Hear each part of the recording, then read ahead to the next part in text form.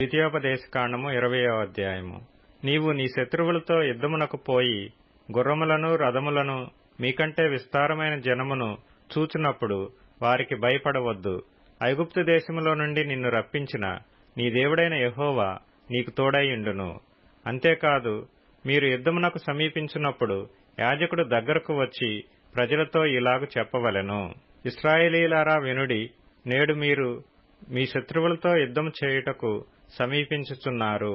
మీ హృదయములు జంకనీయకుడి, భయపడకుడి, వణకకుడి, వారి ముఖము చూచి బెదరకుడి. మీ కొరకు మీ శత్రువులతో యుద్ధము చేసి మిమ్మును రక్షించువాడు మీ దేవుడైన యెహోవాయే. మరియు నాయకులు జనులతో చెప్పవలసినదేమనగా, క్రొత్త ఇల్లు కట్టుకొనినవాడు గృహప్రవేశము కాకమునుపే యుద్ధములో చనిపోయిన ఎడల వేరొకడు దానిలో ప్రవేశించును గనుక అట్టివాడు తన ఇంటికి తిరిగి వెళ్లవచ్చును. ద్రాక్షతోట వేసి ఇక దాని పండ్లు తినక ఒకడు యుద్ధములో చనిపోయిన ఎడల వేరొకడు దాని పండ్లు తినును గనుక అట్టివాడు తన ఇంటికి తిరిగి వెళ్లవచ్చును. ఒకడు స్త్రీని ప్రదానము చేసుకుని ఆమెను ఇంకనూ పరిగ్రహింపక మునుపే యుద్ధములో చనిపోయిన ఎడల వేరొకడు ఆమెను పరిగ్రహించును గనుక అట్టివాడును తన ఇంటికి తిరిగి వెళ్లవచ్చును. నాయకులు జనులతో, ఎవడు భయపడి మెత్తని గుండె గలవాడగునో వాడు తాను అధైర్యపడిన రీతిగా తన సహోదరుల గుండెలు అధైర్యపరచుకుంటున్నట్లు తన ఇంటికి తిరిగి వెళ్లవచ్చునని చెప్పవలెను. నాయకులు జనులతో మాట్లాడుట చాలించిన తరువాత జనులను నడిపించుటకు సేనాధిపతులను నియమింపవలెను. యుద్ధము చేయుటకు మీరొక పురం మీదికి సమీపించినప్పుడు సమాధానము నిమిత్తము రాయబారమును పంపవలెను. సమాధానమని అది నీకు ఉత్తరమిచ్చి గుమ్మములను తెరిచిన ఎడల దానిలోనున్న జనులందరూ నీకు పన్ను చెల్లించి నీ దాసులగుదురు. అది మీతో సమాధానపడక యుద్ధమే మంచిదని ఎంచిన ఎడల దాని ముట్టడి వేయుడి. నీ దేవుడైన యెహోవా దాని నీ చేతికి అప్పగించినప్పుడు దానిలోని మగవారినందరినీ కత్తివాత హతము చేయవలెను. అయితే స్త్రీలను, చిన్నవారిని, పశువులను, ఆ పురములోనున్నది యావత్తును, దాని కొల్ల సొమ్మంతటిని నీవు తీసుకొనవచ్చును. నీ దేవుడైన యెహోవా నీకిచ్చిన నీ శత్రువుల కొల్ల సొమ్మును నీవు అనుభవించుదువు. ఈ జనముల పురములు కాక నీకు బహుదూరముగా ఉండిన సమస్త పురములకు మాత్రమే ఈలాగున చేయవలెను. అయితే నీ దేవుడైన యెహోవా స్వాస్థ్యముగా నీకిచ్చుచున్న ఈ జనముల పురములలో ఊపిరిగల దేనినీ బ్రతుకనీయకూడదు. వీరు అనగా హిత్తీయులు, అమోరీయులు, కనానీయులు, హివ్వీయులు, యెబూసీయులనువారు తమ తమ దేవతల విషయమై చేసిన సమస్త హేయ కృత్యముల రీతిగా మీరు చేసి నీ దేవుడైన యెహోవాకు విరోధముగా పాపము చేయుటకు వారు మీకు నేర్పకుండునట్లు నీ దేవుడైన యెహోవా నీకాజ్ఞాపించిన ప్రకారముగా వారిని నిర్మూలము చేయవలెను. నీవు ఒక పురమును లోపర్చుకొనుటకు దానిమీద యుద్ధము చేయుచు అనేక దినములు ముట్టడి వేయునప్పుడు దాని చెట్లు గొడ్డలి చేత పాడు చేయకూడదు. వాటి పండ్లు తినవచ్చును గాని వాటిని నరికివేయకూడదు. నీవు వాటిని ముట్టడించుటకు పొలంలోని చెట్లు నరులా, అట్టి చెట్లను నీవు కొట్టకూడదు.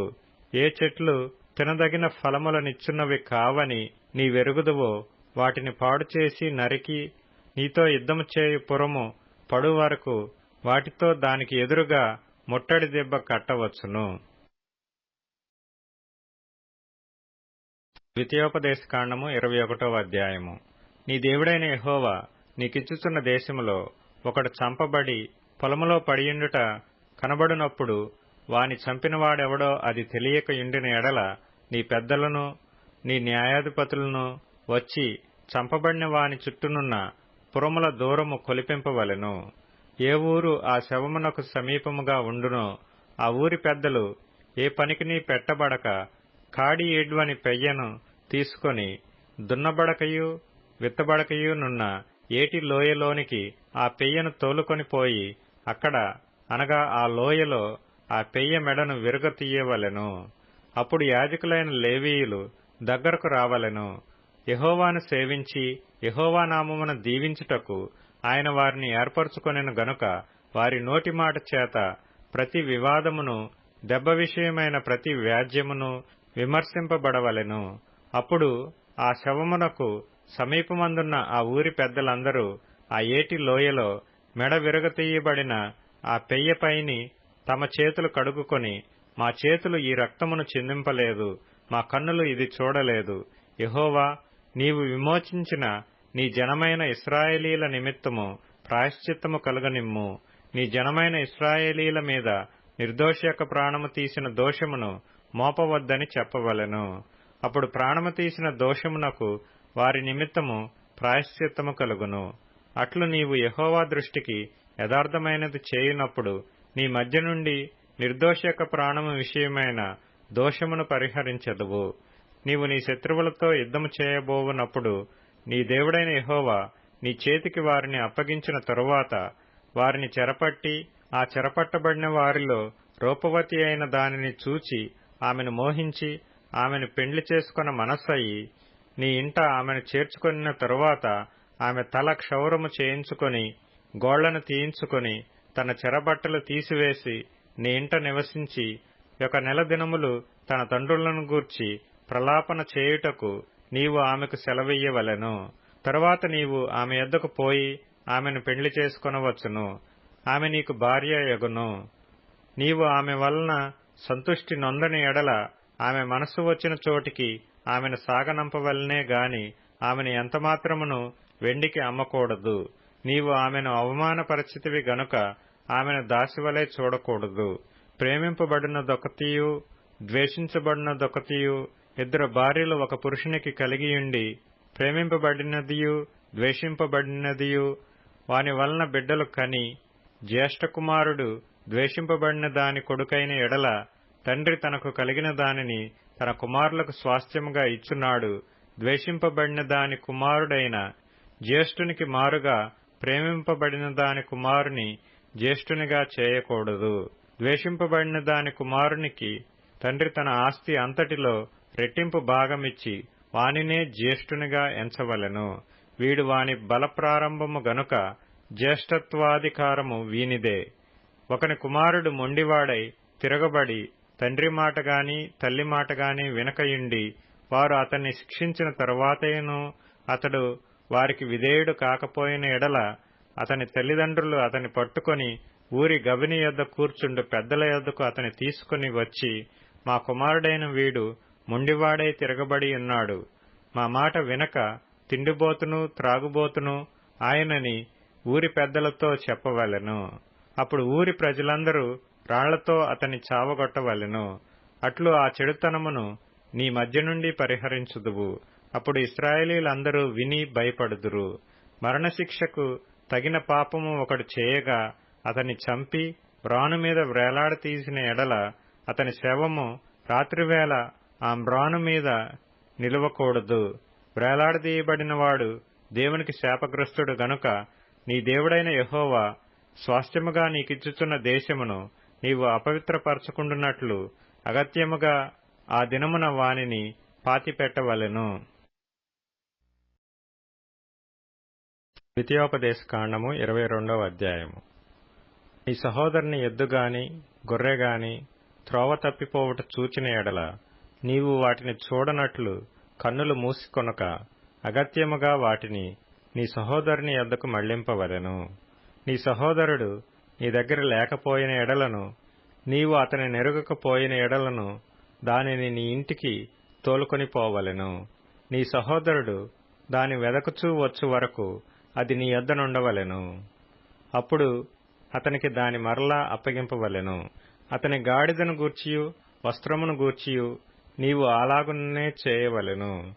నీ సహోదరుడు పోగొట్టుకొనినది ఏదైనను నీకు దొరకని ఎడల అతడు పోగొట్టుకొనిన దానిని గూర్చి అలాగుననే చేయవలెను. నీవు దానిని చూచి చూడనట్టుగా ఉండకూడదు. నీ సహోదరుని గాడిదగాని ఎద్దుగాని త్రోవలో పడియుండుట నీవు చూచిన ఎడల వాటిని చూడనట్లు కన్నులు మూసికొనక వాటిని లేవనెత్తుటకు అగత్యముగా సహాయం చేయవలెను. స్త్రీ పురుష వేషము వేసుకొనకూడదు. పురుషుడు స్త్రీ వేషమును ధరింపకూడదు. అలాగు చేయి వారందరూ నీ దేవుడైన యెహోవాకు హేయులు. గుడ్లైనను పిల్లలైనను గల పక్షిగూడు చెట్టు మీదనే గాని నేలమీదనే గాని త్రోవలోనే గాని నీకు కనబడిన ఎడల తల్లి ఆ పిల్లలనైనను ఆ గుడ్లనైనను పొదిగియున్న ఎడల పిల్లలతో కూడా తల్లిని తీసుకొనక నీకు మేలు కలుగునట్లును నీవు దీర్ఘాయుష్మంతుడవగునట్లును అగత్యముగా తల్లిని విడచి పిల్లలనే తీసుకొనవచ్చును. క్రొత్త ఇల్లు కట్టించినప్పుడు దాని మీద నుండి ఎవడైనను పడుట వలన నీ ఇంటి మీదకి హత్యదోషము రాకుండుటకై నీ ఇంటి పైకప్పునకు చుట్టూ పెట్టగోడ కట్టింపవలెను. నీవు విత్తనముల పైరును నీ ద్రాక్షతోట వచ్చుబడియు ప్రతిష్ఠితములు కాకుండునట్లు నీ ద్రాక్షతోటలో వివిధమైన వాటిని విత్తకూడదు. ఎద్దును గాడిదను జతచేసి భూమిని దున్నకూడదు. ఉన్నియు జనపనారయు కలిపి నేసిన బట్టను వేసుకొనకూడదు. నీవు కప్పుకొని నీ బట్ట 4 చెంగులకు అల్లికలను చేసుకొనవలెను. ఒకడు స్త్రీని పెండ్లి చేసుకుని ఆమెను కూడిన తరువాత ఆమెను వల్లక ఆమె మీద అవమాన క్రియలు మోపి ఆమె చెడ్డదని ప్రచురపరచి, ఈ స్త్రీని నేను పరిగ్రహించి ఈమె దగ్గరకు వచ్చినప్పుడు ఈమె యందు కన్యాత్వము నాకు కనబడలేదని చెప్పిన ఎడల ఆ చిన్నదాని తల్లిదండ్రులు ద్వారమందున్న ఆ ఊరి పెద్దల యొద్దకు ఆ చిన్నదాని కన్యాత్వ లక్షణములను తీసుకొని రావలెను. అప్పుడు ఆ చిన్నదాని తండ్రి, నా కుమార్తెను ఈ మనుషునికి పెండ్లి చేయగా ఇదిగో ఇతడేమి నొల్లక నీ కుమార్తె యందు కన్యాత్వము నాకు కనబడలేదనియు అవమాన క్రియలు చేసినదనియు ఆమె మీద నింద మోపెను. అయితే నా కుమార్తె కన్యాత్వమునకు గురుతులివే అని పెద్దలతో చెప్పి పట్టణపు పెద్దల ఎదుట ఆ బట్టను పరచవలెను. అప్పుడు ఆ ఊరి పెద్దలు ఆ మనుషుని పట్టుకొని శిక్షించి 100 వెండి రోకలు అపరాధముగా వాని యొద్ద తీసుకొని ఆ చిన్నదాని తండ్రికి ఇయ్యవలెను. ఏలయనగా అతడు ఇశ్రాయేలీయురాలైన కన్యకను అవమానపరచియున్నాడు. అప్పుడామె అతనికి భార్యయుండును. అతడు తాను బ్రతుకు దినములన్నిటినూ ఆమెను విడవకూడదు. అయితే ఆ మాట నిజమైన ఎడల, అనగా ఆ చిన్నదాని యందు కన్యకా లక్షణములు కనబడని ఎడల, వారు ఆమె తండ్రి ఇంటి యొద్దకు ఆ చిన్నదానిని తీసుకుని రావలెను. అప్పుడు ఆమె ఊరివారు ఆమెను రాళ్లతో చావగొట్టవలెను.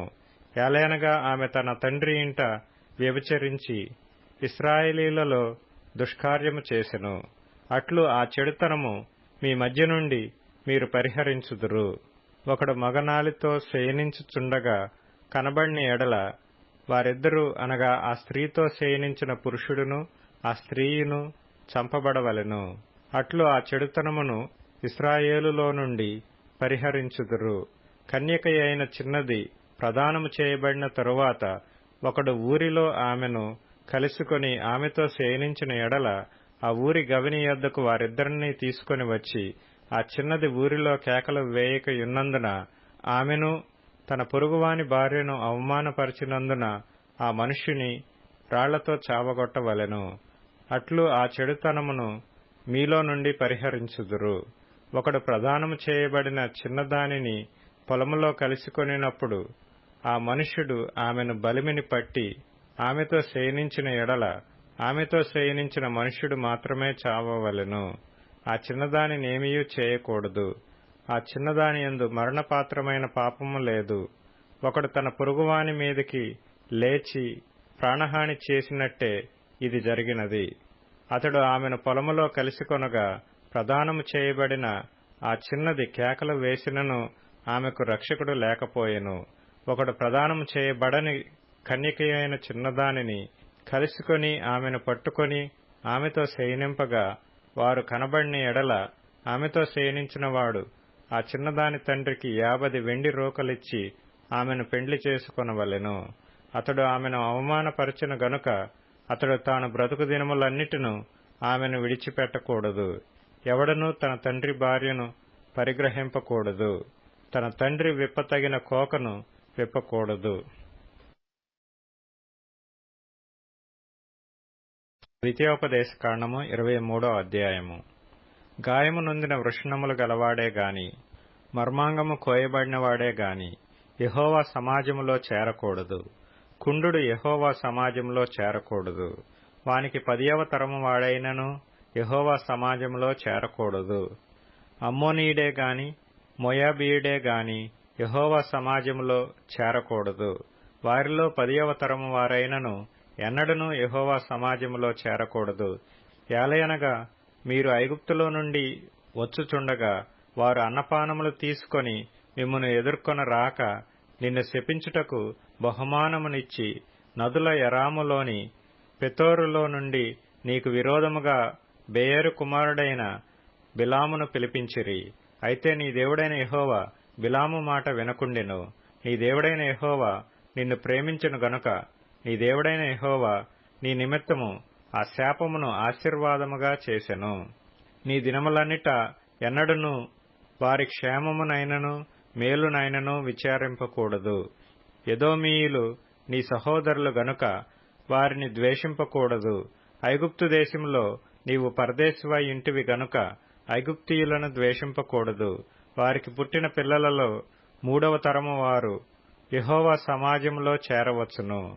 నీ సేన శత్రువులతో యుద్ధమునకు బయలుదేరినప్పుడు ఏ దుష్కార్యమును చేయకుండా జాగ్రత్త పడవలెను. రాత్రి జరిగిన దాని వలన మైలపడిన వాడు మీలో ఉండిన ఎడల వాడు పాళెము వెలుపలికి వెళ్లిపోవలెను. అతడు పాళెములో చేరకూడదు. సాయంకాలమున అతడు నీళ్లతో స్నానము చేసి సూర్యుడు అస్తమించిన తరువాత పాళెములో చేరవచ్చును. పాళెము వెలుపల నీకు ఒక చోటు ఉండవలెను. ఆ బహిర్భూమికి నీవు వెళ్లవలెను. మరియు నీ ఆయుధములు కాక గసిక ఒకటి నీ యొద్ద ఉండవలెను. నీవు బహిర్భూమికి వెళ్ళినప్పుడు దానితో త్రవ్వి వెనుకకు తిరిగి నీ మలమును కప్పివేయవలెను. నీ దేవుడైన యెహోవా నిన్ను విడిపించుటకును నీ శత్రువులను నీకు అప్పగించుటకును నీ పాళెములో సంచరించుచుండును. గనుక ఆయన నీలో అసహ్యమైన దేనినైనను చూచి నిన్ను విడువకుండునట్లు నీ పాళెము పరిశుద్ధముగా ఉండవలెను. తన యజమానుని యొద్ద నుండి తప్పించుకుని నీ యొద్దకు వచ్చిన దాసుని వాని యజమానునికి అప్పగింపకూడదు. అతడు తన ఇష్టప్రకారము నీ గ్రామములలో ఒక దానియందు తాను ఏర్పరచుకొనిన చోట మీతో కలిసి మీ మధ్య నివసింపవలెను. నీవు వాని బాధింపకూడదు. ఇశ్రాయేలు కుమార్తెలలో ఎవతయు వేశ్యగా ఉండకూడదు. ఇశ్రాయేలు కుమారులలో ఎవడనూ పురుషగామిగా ఉండకూడదు. పడుపు సొమ్మునే గాని కుక్క విలువనే గాని మ్రొక్కుబడిగా నీ దేవుడైన యెహోవా ఇంటికి తేకూడదు. యాలేనగా ఆ రెండును నీ దేవుడైన యెహోవాకు హేయములు. నీవు వెండినే గాని ఆహార ద్రవ్యమునే గాని వడ్డీకి వేయబడు దేనిని నీ సహోదరులకు వడ్డీకి ఇయ్యకూడదు. అన్యునికి వడ్డీకి బదులు ఇయ్యవచ్చును గాని నీవు స్వాధీనపరచుకొనున్నట్లు చేరబోవుచున్న దేశములో నీ దేవుడైన యెహోవా నీవు చేయు ప్రయత్నములన్నిటి విషయంలోనూ నిన్ను ఆశీర్వదించినట్లు నీ సహోదరులకు వడ్డీకి బదులు ఇయ్యకూడదు. నీవు నీ దేవుడైన యెహోవాకు మ్రొక్కుకొనిన తరువాత ఆ మ్రొక్కుబడిని చెల్లించుటకు తడవు చేయకూడదు. నీ దేవుడైన యెహోవా తప్పక నీ వలన దాని రాబట్టుకొనును. అది నీకు పాపమగును. నీవు మ్రొక్కుకొనని ఎడల నీ యందు ఆ పాపముండదు. నీ పెదవుల నుండి బయలుదేరిన మాటను నెరవేర్చుకొని నీ దేవుడైన యెహోవాకు మ్రొక్కుకొనిన ప్రకారము నీవు నీ నోట పలికినట్లు స్వేచ్ఛార్పణము నర్పింపవలెను. నీవు నీ పొరుగువాని ద్రాక్ష తోటకు వచ్చునప్పుడు నీ ఇష్టప్రకారము నీకు చాలినంత వరకు ద్రాక్ష పండ్లు తినవచ్చును గాని నీ పాత్రలో వాటిని వేసుకొనకూడదు. నీ పొరుగువాని పంట చేనికి వచ్చినప్పుడు నీ చేతితో వెన్నులు త్రుంచుకొనవచ్చును గాని నీ పొరుగువాని పంట చేని మీద కొడవలి వేయకూడదు. కీర్తనల గ్రంథం 50వ కీర్తన. దేవాది దేవుడైన యెహోవా ఆజ్ఞ ఇచ్చుచున్నాడు. తూర్పు దిక్కు మొదలుకొని పడమటి దిక్కు వరకు భూనివాసులను రమ్మని ఆయన పిలుచుచున్నాడు. పరిపూర్ణ సౌందర్యము గల సియోనులో నుండి దేవుడు ప్రకాశించుచున్నాడు. మన దేవుడు వేంచేయుచున్నాడు. ఆయన మౌనముగా నుండడు. ఆయన ముందర అగ్ని మండుచున్నది. ఆయన చుట్టూ ప్రచండ వాయువు విసురుచున్నది. ఆయన తన ప్రజలకు న్యాయము తీర్చుటకై బల్యర్పణము చేత నాతో నిబంధన చేసుకొనిన నా భక్తులను నా యొద్దకు సమకూర్చుడని మీది ఆకాశమును భూమిని పిలుచుచున్నాడు. దేవుడు తానే న్యాయకర్తయ్యున్నాడు. ఆకాశము ఆయన నీతిని తెలియజేయుచున్నది. నా జనులారా, నేను మాటలాడబోవుచున్నాను, ఆలకించుడి. ఇశ్రాయేలు ఆలకింపుము. నేను దేవుడను, నీ దేవుడను. నేను నీ మీద సాక్ష్యము పలికెదను. నీ బలుల విషయమై నేను నిన్ను గద్దించుటలేదు. నీ దహన బలులు నిత్యము నా ఎదుట కనబడుచున్నవి. నీ ఇంట నుండి కోడెనైనను నీ మందలో నుండి పొట్టేలనైనను నేను తీసుకొనను. అడవి మృగములన్నీయు 1000 కొండల మీది పశువులన్నీయు నావే గదా. కొండలలోని పక్షులన్నిటినీ నేనెరుగుదును. పొలములోని పశ్వాదులు నా వశమయ్యున్నవి. లోకమును దాని పరిపూర్ణతయు నాదే. నేను ఆకలిగొనినను నీతో చెప్పను. వృషభముల మాంసము నేను తిందునా? పొట్టేళ్ల రక్తము త్రాగుదునా? దేవునికి స్తుతియాగము చేయుము. మహోన్నతునికి నీ మొక్కుబడులు చెల్లించుము. ఆపత్కాలమున నీవు నన్ను గూర్చి మొర్రపెట్టుము. నేను నిన్ను విడిపించెదను. నీవు నన్ను మహిమపరచెదవు. భక్తిహీనులతో దేవుడు ఇట్లు సెలవిచ్చుచున్నాడు. నా కట్టడలు వివరించుటకు నీకేమి పని? నా నిబంధన నీ నోట వచించదవేమి? దిద్దుబాటు నీకు అసహ్యము గదా. నీవు నా మాటలను నీ వెనుకకు త్రోసివేసెదవు. నీవు దొంగను చూచినప్పుడు వానితో ఏకీభవించెదవు. వ్యభిచారులతో నీవు సాంగత్యము చేసెదవు. కీడు చేయవలెనని నీవు నోరు తెరుచుచున్నావు. నీ నాలుక కపటము కలిగించుచున్నది. కీడు చేయవలెనని నీవు నోరు తెరుచుచున్నావు. నీ నాలుక కపటము కల్పించుచున్నది. నీవు కూర్చుండి నీ సహోదరుని మీద కొండెములు చెప్పుచున్నావు. నీ తల్లి కుమారుని మీద అపనిందలు మోపుచున్నావు. ఇట్టి పనులు నీవు చేసినను నేను మౌనినయ్యుంటిని. అందుకు నేను కేవలము నీ వంటి వాడనని నీవనుకొంటివి. అయితే నీ కనుల ఎదుట ఈ సంగతులను నేను వరుసగా ఉంచి నిన్ను గద్దించెదను. దేవుని మరచువారలారా, దీని యోచించుకొనుడి. లేని ఎడల నేను మిమ్మును చీల్చివేయుదును. తప్పించువాడెవడునూ లేకపోవును. స్తుతియాగము అర్పించువాడు నన్ను మహిమపరచుచున్నాడు. నేను వానికి దేవుని రక్షణ కనపర్చునట్లు వాడు మార్గము సిద్ధపరచుకొనెను. లూకాసు వార్త 10వ అధ్యాయం. అటు తరువాత ప్రభువు 70 మంది ఇతరులను నియమించి తాను వెళ్ళబోవు ప్రతి ఊరికిని ప్రతి చోటికిని తనకంటే ముందు ఇద్దరిద్దరినిగా పంపెను. పంపినప్పుడు ఆయన వారితో ఇట్లనెను. కోత విస్తారముగా ఉన్నది గాని పనివారు కొద్ది మందియే. కాబట్టి కోత యజమానుని తన కోతకు పనివారిని పంప వేడుకొనుడి. మీరు వెళ్ళుడి. ఇదిగో, తోడేళ్ల మధ్యకు గొర్రె పిల్లలను పంపినట్టు నేను మిమ్మును పంపుచున్నాను. మీరు సంచినైనను జాలెనైనను చెప్పులనైనను తీసుకొని పోవద్దు. త్రోవలో ఎవనినైనను కుశల ప్రశ్నలడగవద్దు. మీరు ఏ ఇంటనైనను ప్రవేశించినప్పుడు ఈ ఇంటికి సమాధానమగు గాక అని మొదట చెప్పుడి. సమాధాన పాత్రుడు అక్కడ నుండిన ఎడల మీ సమాధానము అతని మీద నిలుచును. లేని ఎడల అది మీకు తిరిగి వచ్చును. వారు మీకిచ్చు పదార్థములను తినుచు త్రాగుచు ఆ ఇంటిలోనే యుండుడి. పనివాడు తన జీతమునకు పాత్రుడు. ఇంటికి తిరగవద్దు. మరియు మీరు ఏ పట్టణములోనైనను ప్రవేశించున్నప్పుడు వారు మిమ్మును చేర్చుకొంటే మీ ముందర పెట్టినవి తినుడి. అందులో నున్న రోగులను స్వస్థపరచుడి. దేవుని రాజ్యము మీ దగ్గరకు వచ్చియున్నదని వారితో చెప్పుడి. మీరు ఏ పట్టణములోనైనా ప్రవేశించినప్పుడు వారు మిమ్మును చేర్చుకొనకపోయిన ఎడల మీరు దాని వీధులలోనికి పోయి, మా పాదములకు అంటిన మీ పట్టణపు ధూళిని కూడా మీ ఎదుటనే దులిపివేయుచున్నాము. ఆయనను దేవుని రాజ్యము సమీపించి ఉన్నదని తెలుసుకొనుడని చెప్పుడి. ఆ పట్టణపు గతి కంటే సొదొమ పట్టణపు గతి ఆ దినమున ఓర్వదగినదై యుండునని మీతో చెప్పుచున్నాను. అయ్యో కొరాజీనా, అయ్యో బెత్సాయిదా! మీ మధ్య చేయబడిన అద్భుతములు తూరు సీదోను పట్టణములలో చేయబడిన ఎడల ఆ పట్టణముల వారు పూర్వమే గోనెపట్ట కట్టుకొని బూడిద వేసుకుని కూర్చుండి మారుమనస్సు పొందియుందురు. అయినను విమర్శకాలము నందు మీ గతి కంటే తూరు సీదోను పట్టణముల వారి గతి ఓర్వదగినదయ్యుండును. ఓ కపెర్నహూమా, ఆకాశము మట్టుకు హెచ్చింపబడెదవా? నీవు పాతాళము వరకు దిగిపోయెదవు. మీ మాట వినువాడు నా మాట వినును. మిమ్మును నిరాకరించువాడు నన్ను నిరాకరించును. నన్ను నిరాకరించువాడు నన్ను పంపిన వానిని నిరాకరించుననెను.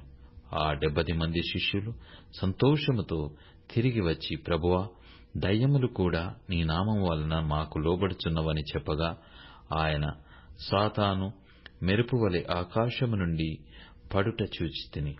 ఇదిగో, పాములను తేళ్లను త్రొక్కుటకును శత్రువు బలమంతటి మీదను మీకు అధికారము అనుగ్రహించియున్నాను. ఏదియు మీకెంత మాత్రమును హాని చేయదు. అయినను దయ్యములు మీకు లోబడుచున్నవని సంతోషింపక, మీ పేరులు పరలోకమందు వ్రాయబడి ఉన్నవని సంతోషించుడని వారితో చెప్పెను. ఆ గడియలోనే యేసు పరిశుద్ధాత్మయందు బహుగా ఆనందించి, తండ్రి, ఆకాశమునకును భూమికిని, ప్రభువా, నీవు జ్ఞానులకును వివేకులకును ఈ సంగతులను మరుగుచేసి పసిబాలరకు బయలుపరిచియున్నావని నిన్ను స్తుతించుచున్నాను. అవును తండ్రి, అలాగు నీ దృష్టికి అనుకూలమాయెను. సమస్తమును నా తండ్రి చేత నాకు అప్పగింపబడి ఉన్నది. కుమారుడెవడో తండ్రి తప్ప మరెవడునూ ఎరగడు. తండ్రి ఎవడో కుమారుడును కుమారుడెవనికి ఆయనను బయలుపరచనుద్దేశించునో వాడును తప్ప మరెవడునూ ఎరగడని చెప్పెను. అప్పుడు ఆయన తన శిష్యుల వైపు తిరిగి, మీరు చూచున్న వాటిని చూచు కన్నులు ధన్యములైనవి. అనేక మంది ప్రవక్తలను రాజులను మీరు చూచుచున్నవి చూడగోరి చూడకయు వినగోరి వినకయు ఉండిరని మీతో చెప్పుచున్నానని ఏకాంతమందు వారితో అనెను. ఇదిగో, ఒకప్పుడు ధర్మశాస్త్రోపదేశకుడు లేచి, బోధకుడా, నిత్య జీవమునకు వారసుడనగుటకు నేనేమి చేయవలెనని ఆయనను శోధించుచు అడిగెను. అందుకాయన, ధర్మశాస్త్రమందేమి వ్రాయబడి ఉన్నది, నీవేమి చదువుచున్నావని అతనిని అడగగా, అతడు, నీ దేవుడైన ప్రభువును నీ పూర్ణ హృదయముతోనూ నీ పూర్ణ మనస్సుతోనూ నీ పూర్ణ శక్తితోనూ నీ పూర్ణ వివేకముతోనూ ప్రేమింపవలెననియు, నిన్ను వలె నీ పొరుగువారిని ప్రేమింపవలెననియు వ్రాయబడి ఉన్నదని చెప్పాను. అందుకాయన, నీవు సరిగా ఉత్తరమిచ్చితివి, అలాగు చేయుము, అప్పుడు జీవించెదవని అతనితో చెప్పాను. అయితే తాను నీతిమంతుడైనట్టు కనబరుచుకొనగోరి అతడు, అవును కాని నా పొరుగువాడెవడని యేసునడిగాను. అందుకు యేసు ఇట్లనెను, ఒక మనుష్యుడు యెరూషలేము నుండి యెరికో పట్టణమునకు దిగి వెళ్ళుచు దొంగల చేతిలో చిక్కెను. వారు అతని బట్టలు దోచుకుని అతని కొట్టి కొరప్రాణముతో విడిచిపోయిరి. అప్పుడొక యాజకుడు ఆ త్రోవను వెళ్ళుట తటస్థించెను. అతడు అతనిని చూచి ప్రక్కగా పోయెను. అలాగుననే లేవీయుడొకడు ఆ చోటికి వచ్చి చూచి ప్రక్కగా పోయెను. అయితే ఒక సమరయుడు ప్రయాణమై పోవచ్చు అతడు పడియున్న చోటికి వచ్చి అతనిని చూచి అతని మీద జాలిపడి దగ్గరకు పోయి నూనెయు ద్రాక్షారసమును పోసి అతని గాయములను కట్టి తన వాహనము మీద ఎక్కించి ఒక పూటకుళ్ళ వాని ఇంటికి తీసుకుని పోయి అతని పరామర్శించెను. మరునాడతడు 2 దేనారములు తీసి ఆ పూటకుళ్ళ వానికిచ్చి, ఇతని పరామర్శించుము, నీవింకేమైనను ఖర్చు చేసిన ఎడల నేను మరల వచ్చునప్పుడు అది నీకు తీర్చెదనని అతనితో చెప్పి పోయెను. కాగా ఆ దొంగల చేతిలో చిక్కిన వానికి, ఈ ముగ్గురిలో ఎవడు పొరుగువాడాయనని నీకు తోచుచున్నదని యేసు అడగగా, అతడు అతని మీద జాలిపడిన వాడే అనెను. అందుకు యేసు, నీవును వెళ్లి అలాగు చేయుమని అతనితో చెప్పెను. అంతట వారు ప్రయాణమై పోవుచుండగా ఆయన యొక్క గ్రామంలో ప్రవేశించెను. మార్త అను ఒక స్త్రీ ఆయనను తన ఇంట చేర్చుకొనెను. ఆమెకు మరియా అను సహోదరి ఉండెను. ఈమె యేసు పాదముల యొద్ద కూర్చుండి ఆయన బోధ వినుచుండెను. మార్త విస్తారమైన పని పెట్టుకొనుట చేత తొందరపడి ఆయన యొద్దకు వచ్చి, ప్రభువా, నేను ఒంటరిగా పనిచేయుటకు నా సహోదరి నన్ను విడిచిపెట్టినందున నీకు చింత లేదా? నాకు సహాయం చేయమని ఆమెతో చెప్పుమనెను. అందుకు ప్రభు, మార్తా మార్తా, నీవనేకమైన పనులను గూర్చి విచారము కలిగి తొందరపడుచున్నావు గాని అవసరమైనది ఒకటే. మరియ ఉత్తమమైన దానిని ఏర్పరచుకొనెను, అది ఆమె యొద్ద నుండి తీసివేయబడదని ఆమెతో చెప్పెను.